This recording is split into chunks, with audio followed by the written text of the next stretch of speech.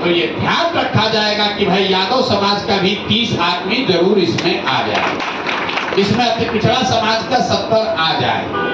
क्यों ऐसा है?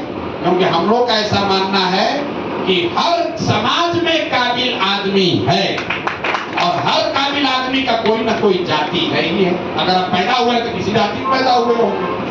अगर बांटने वाले के दिमाग में हमारी नियत में खोट न हो तो ये संभव है कि हर समाज से अच्छे आदमी को निकालकर उस समाज की संख्या के हिसाब से उसको भागीदारी दे दी जाए।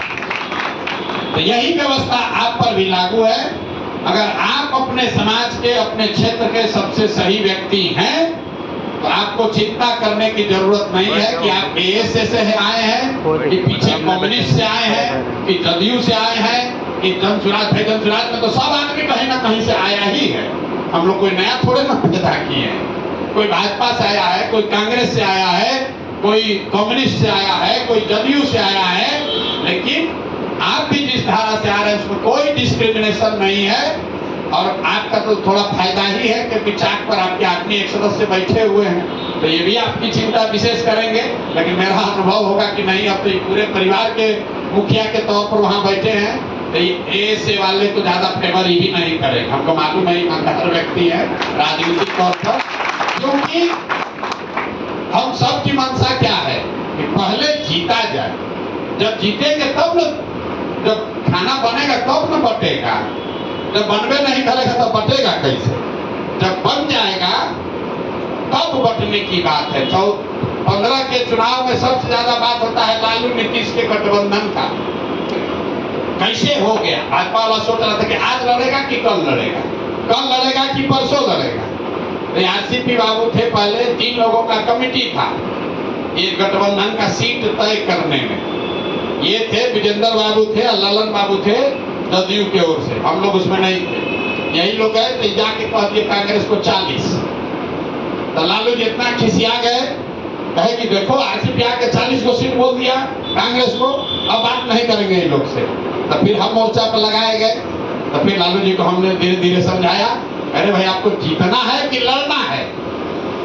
इतना बड़ा मेरा दल है, हम कैसे 100 को लड़ेंगे? हम बोले आप बताइए जीतना है कि लड़ना है? आप तो अपना दल है, 245 को लड़ जाइए।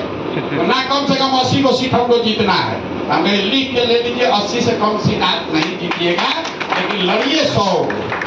इसीलिए चुनाव के दिन जब रिजल्ट आ रहा था तो आपको याद होगा पहले जीत रहा था, टीवी वाला दिखा रहा था कि भाजपा जीत रहा है। तो लालू जी को आप कई लोग पूछे तो लोग को ध्यान होगा, लालू जी फोन करके हमको कह रहे हैं टीवी के सामने, अरे तुम तो कहा था कि 80 को जीतेंगे, सब क्या हो रहा है? जब 80 को जीत गए तो कहे देखिए हम लोग का दल कितना मजबूत है, हम लोग 80 जीते, जदयू वाला तो 72 ही जीते।